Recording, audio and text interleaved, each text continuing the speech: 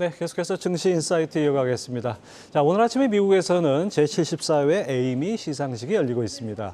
우리나라 오징어 게임의 황동혁 감독이 감독상을 수상했다는 소식이 전해졌는데요.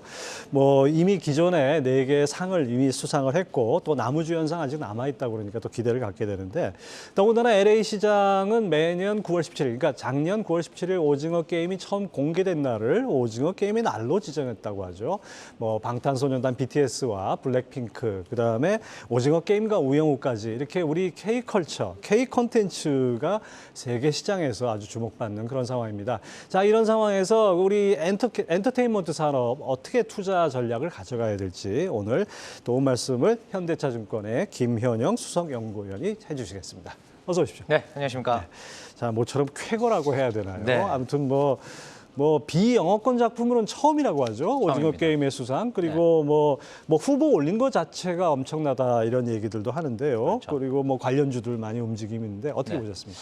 일단은 이제 이 에미상을 탔다라는 것 자체가 굉장히 큰 이제 상징적 의미를 가진다고 보시면 되겠습니다. 그래서 마치 우리가 방탄소년단이 2019년, 20년 정도에 미국에서 최초로 스타디움 투어를 했었죠. 네. 그때 정도의 어떤 상징적인 임팩트가 있다. 왜냐하면 이제 그 이후로 K-팝에서 낙수 효과, 즉 방탄소년단 외의 아티스트들도 음반 판매량이나 공연 모객력이 한 단계 점프업을 해버렸어요. 네. 그러니까 이번 이 오징어 게임의 수상도 이 수상이라는 이벤트를 계기로 해서 K-드라마, 한국에서 만들어지는 이제 드라마의 사이즈나 또 시즌제로 좀 더 긴 호흡으로 드라마의 팬들과 교감할 수 있는 능력들 이런 결국은 그게 이제 자본의 함수거든요. 그런 자본의 유입이 이루어지는 선순환 구조로 들어가게 된 아주 중요한 계기가 된 것으로 판단하고 있습니다. 네, 마치 박찬호 선수가 미국 메이저리그 진출하니까 그 다음에 우리 한국 선수들 길이 열리고, 그렇죠. 또 박지성 선수가 프리미어리그 진출하니까 또 우리 선수들이 많이 대거 진출하지 않았습니까? 맞습니다. 그런 느낌이 듭니다. 네, 물꼬를 튼다라고 하죠. 예. 네, 그런 느낌이라고 보시면 되겠습니다. 자, 본격적으로 엔터 산업 분석 들어가 보죠. 네. 참 끊임이 없는 것 같습니다. 네. 초기에 슈퍼주니어나 이 시절도 있었지만 네, 방탄소년단 블랙핑크로 끝난 줄 알았더니 또 새로운 뉴진스가 나온다 이런 얘기도 있고요. 네. 이 또 신작들이 계속 나오고 있는데 이 반응과 평가 어떻게 보십니까? 일단은 지난달 8월과 이번 달 9월의 어떤 컴백 아티스트들의 면면을 보시면 가장 큰 특징은 걸그룹의 급부상이라고 보시면 네. 되겠습니다. 8월에도 음반 판매량 상위 1, 2위를 차지한 그룹이 트와이스와 아이브로서 이제 둘 다 걸그룹이었고요.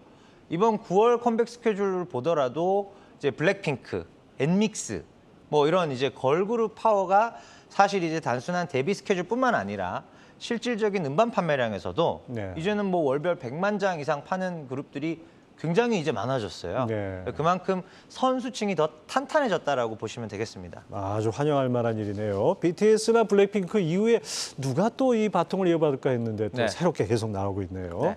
자, BTS 오징어 게임, 우영우, 뉴진스에 이어서 9월 엔터주 어떤 이슈와 모멘텀이 있다고 우리가 봐야 될까요? 일단은 이제 9월에 컴백하는 주요 아티스트들 중에 가장 모멘텀이 되는 부분은 아무래도 블랙핑크입니다. 네. 9월 16일자로 이제 물론 이제 선공개곡은 나와 있지만 앨범 자체는 9월 16일에 나오게 되고요. 지금 선주문이 200만 장이 넘어가고 있어서 걸그룹에서 다시 한번 어떤 역사적인 그런 궤를 뚫고 올라가는 그런 이벤트가 나올 것이고 또 블랙핑크의 앨범 컴백 이후에 이어지는 이제 대규모 월드 투어 이런 부분들이 엔터주 전반적으로 좀 강력한 모멘텀을 형성할 것으로 보여집니다. 그리고 보이그룹 쪽에서도 또 이제 NCT의 추가 컴백이라든가 또 10월 초순에 JYP의 스트레이키즈가 또 컴백을 앞두고 있어서 사실 지금 말씀드리는 아티스트들이 보이그룹들은 다 연간 500만 장 사이즈고요. 걸그룹들도 보통 연간 200~300만 장은 이제 파는 최상위 티어의 K-팝 아티스트들을 언급을 드리는데도 불구하고 매달 이렇게 한두 팀씩 제가 말을 드릴 수 있을 정도로 촘촘해졌어요. 아티스트들이 굉장히 촘촘해졌습니다. 결국 이제 어떤 특정 한두 팀에 의존하는 것이 아니라 맞습니다. 아주 두터운 선수층을 가진 그야말로 이제 K컬처의 K-팝의 수준이 높아졌다 이렇게 볼 수 있네요. 그렇습니다. 자, 아무래도 이제 우리 아티스트들이 해외에 나가서 공연을 많이 하다 보니까 환율 영향도 좀 받을 것 같아요. 그거 어떻습니까? 일단은 이제 아티스트들의 공연 쪽도 그렇고요. 음반도 지금 보시면 전체 음반 판매량의 약 한 50%가 이제 국내 수요로 파악이 되고 네. 나머지는 이제 일본을 비롯한 해외 수요입니다. 해외 직구 물량이나 이런 것들이 있겠죠. 네. 그래서 엔터주는 이제 원가 요소에서 달러에 영향 받는 것은 없고요. 원가 요소는 대부분 원화이고 네. 매출단에서 이제 달러로 받는 그 포션이 꽤 크기 때문에 그렇죠. 원화가 약세로 가면 갈수록 사실 엔터주 입장에서는 좋습니다. 아, 오히려 좋은 예. 거군요. 네. 자, 주요 엔터사 3분기 실적 전망이 궁금합니다. 다른 산업군에 비해서 상당히 선방이 기대되는데 어떻게 예상합니까? 일단은 제가 보고 있는 섹터 내에서는 엔터주 실적이 가장 좋을 가능성이 매우 높습니다. 아. 일단은 우리가 이제 그 개별 기업의 실적을 속속들이 이슈를 좀 파악하는 것은 이제 프리뷰 시즌에 가야 알 수가 있겠으나 지금 엔터는 전반적인 그 산업의 틀을 우리가 파악할 수 있는 음반 판매량과 공연 모객수라는 숫자가 어느 정도 나와 있어요. 네. 워낙에 이제 데이터화가 많이 되어 있기 때문인데요. 그걸 기준으로 말씀드리면 3분기 음반 판매량은 전년 동기 대비 역시나 40% 이상 성장을 합니다. 네. 그러니까 작년 연초에 가졌던 기대감이 작년에 60% 성장했거든요. 아, 올해는 좀 성장률이 많이 둔화되지 않을까라고 봤는데 그게 아니라는 거죠. 그래서 한 40% 정도 시장 성장이 예상이 되고 시장 성장 이상으로 성장한 기업들을 꼽아본다면은 JYP나 YG 요 두 개의 기업이 특히 실적이 좋을 것으로 예상이 됩니다. 이제 문제는 이제 이 지난 2년 동안 코로나 국면에서 많이 겪었던 건데요. 네. 결국 이제 올 가을에 올 겨울에 또 뭐 독감하고 코로나 함께 온다 뭐 이런 네네. 예상도 있습니다. 이것이 아이돌 그룹의 활동에 제약 요인이 되지 않을까. 이 점이 어떻게 보면 위험 요인일 것 같은데요. 그렇죠. 일단은 이제 엔데믹 환경을 네. 이제 올해 전 세계 팬데믹에서 엔데믹으로 그렇죠. 왔죠. 예. 대부분의 국가들이 그렇게 표방을 하고 있고 일단은 문을 여는 추세인데 여기서 다시 이제 옛날처럼 완전 팬데믹으로 가기는 이제 좀 어렵지 않을까 그렇죠. 싶습니다. 그래서 예. 좀 이 코로나 바이러스를 좀 장기적인 관점에서 대응을 하는 방향으로 간다면 엔터주들 입장에 있어서 결국 글로벌 투어에 관한 문제지 않습니까? 이 투어의 문이 다시 닫힐 가능성은 현재로서는 상당히 낮다. 예, 이렇게 지금 보고 있습니다. 예, 방금 들어온 소식이 지금 배우 이정재 씨가 나무주연상을 받았다고 합니다. 에이미상에서 작품상과 나무주연상. 네. 거의 뭐 가장 중요한 상을 다 받았다고 할 수 있죠. 알짜는 다 챙겨갔다고 봐야죠. 그렇습니다. 자, 이제 우리 하이브 얘기를 안 할 수가 없는데요. 네. BTS가 이제 군입대 이 문제가 있어서 네네. 결국 BTS에 절대적으로 의존하던 하이브 입장에서 네. 결국 이제 어떤 돌파구를 신인 그룹으로 또 찾고 있다 이런 얘기도 나오고 있는데요. 맞습니다. 또 YG도 블랙핑크 의존도가 높다 보니까 네. 또 거기에 대한 약간의 그것이 강점이자 단점이 되지 않나 네, 이런 맞습니다. 얘기 있는데 어떻게 평가하십니까? 일단 이제 단일 매출처에 대한 의존도가 높은 것은 언제나 할인 요소입니다. 네. 안 좋은 요소지만 YG에 대해서 블랙핑크 이 부분에 대해서는 제가 어느 정도 동의를 합니다. 네. 의존도가 너무 높고 대안이 아직까지는 아주 뚜렷하게 보이진 않는다. 트레저가 있긴 하지만 아직 사이즈가 작죠. 근데 하이브에 대해서는 방탄소년단이 워낙에 어마무시한 존재이고 예. 과연 이 의존도를 낮출 수 있을까 의구심이 많이 드시겠지만 저는 조금 YG보다 상황이 좀 많이 다르다. 네. 즉 의존도가 그렇게 높지 않은 방향으로 가고 있다는 거죠. 그래서 일례를 들어본다면 지금 세븐틴이나 투마로우바이투게더 같은 후배 보이그룹들이 연간 400에서 600만 장씩을 팔고 있습니다. 네. 방탄소년단이 800~900만 장 팔거든요. 그래서 방탄소년단이 전체 하이브라는 기획사의 연간 음반 판매량에서 차지하는 비중은 아마 올해부터 50% 밑으로 떨어집니다.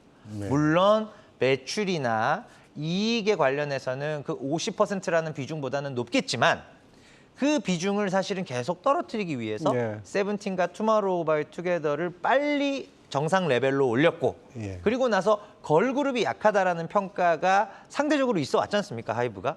근데 르세라핌과 뉴진스를 사실은 더블 히트 두세 달 간격으로 데뷔를 했는데 둘 다 대박이 났어요. 예. 네, 속된 말로 대박이 났습니다. 그래서 걸그룹 쪽마저 좀 보강이 되면서 해외 쪽에서의 현지화 전략 아티스트들도 나오지 않습니까, 곧 예. 일본에서. 그런 부분들까지 감안해 본다면 방탄소년단의 그 큰 방탄소년단의 비중이 낮아질 정도로 다른 아티스트들이 굉장히 잘하고 있다. 이렇게 이제 하이브는 정리를 할 수가 있습니다. 거기다 또 덧붙여가지고 이제 팬덤 플랫폼 시장 네. 이것도 또 상당히 주목이 된다고요. 네네. 이 현황과 미래 가치 어떻게 보십니까? 일단은 팬덤 플랫폼이라고 한다면은 이제 위버스 그다음에 하이브의 위버스. 그렇죠. 하이브의 위버스, NC소프트의 유니버스, 네. 그리고 SM 계열인 디어유 네. 이렇게 세 개를 꼽을 수가 있겠습니다. 그래서 이 팬덤 플랫폼이 급성장하는 부분은 이 안에서 모든 걸 할 수 있다는 거죠. 원스톱 네. 쇼핑이라고 하죠. 과거에는 음반 따로, 콘서트 따로, 뭐 좋아하는 아티스트들이 나온 컨텐츠들은 다 OTT에서 따로 구매를 했었어야 한다면 네. 이제는 그 플랫폼에서 원스톱 쇼핑이 가능해지면서 이쪽이 빠르게 성장하고 있고요. 이 팬덤 플랫폼을 포함한 전체 팬더스트리라고 하죠. 예. 팬덤 관련 인더스트리의 예. 시장 규모가 조사기관 연구에 따르면 약 한 8조 원 규모로 예측이 되고 있을 만큼 굉장히 큰 사이즈의 시장입니다. 그리고 이제 이런 부분들을 과거에 오프라인으로 각계격파가 됐었던 부분을 기획사들이 이제 온라인 플랫폼을 통해서 이를 구심점으로 해서 사실은 기획사의 추가적인 수익원으로 이제 가져오겠다는 얘기죠. 과거에는 각자 이제 외주를 주던 부분을 이제는 내재화하겠다라는 의미라고 보시면 될 것 같습니다. 네. 자, 우리나라 엔터 기업들이 과거 뭐 주먹구구식 연예 산업이 아니고 네. 이제는 정말 과학적으로 뭐 신기술, 신제품을 개발한다 뭐 이렇게 표현해도 적절한지 모르겠는데요. 맞습니다. 굉장히 체계적입니다. 예, 그렇습니다. 자, 끝으로 이 오징어 게임이 이제 작품상 나무조연상을 받아서 또 네. 한 번 주목을 받을 것 같은데요. 네. 관련해서 어떤 종목들, 어떤 섹터가 유망할까요? 일단은 이제 그 직접적으로는 드라마 제작사들 네. 같은 경우에 이제 기대감이 전반적으로 높아지는 요소로 볼 수 있고요. 과거 이제 한번 피크를 찍고 나서 지금 주가가 좀 조정을 받은 상태였었기 네. 때문에 뭐 전반적으로 CJ ENM, 콘텐츠리 중앙, 스튜디오 드래곤 같은 드라마 제작 관련된 종목 중에 좀 시총이 큰 네. 사이즈의 종목들을 위주로 접근하시면 좋을 것 같고요. 또 이런 뭐 K-팝에서 먼저 시그널이 나오고 또 이번에 K-드라마에서 중대한 시그널이 나왔지 않습니까? 그래서 사실은 이제 K 콘텐츠 네. 카테고리 안에 들어갈 수 있는 종목들이 사실 이제 장의 반등과 맞물리면서 전반적으로 좀 반등을 모색할 것으로 생각됩니다. 네. 자, 새롭게 오징어 게임의 에이미상 수상을 계기로 주목받는 엔터 산업에 대해서 살펴봤습니다. 지금까지 현대차증권의 김현영 수석 연구위원 함께했습니다. 감사합니다. 네, 감사합니다.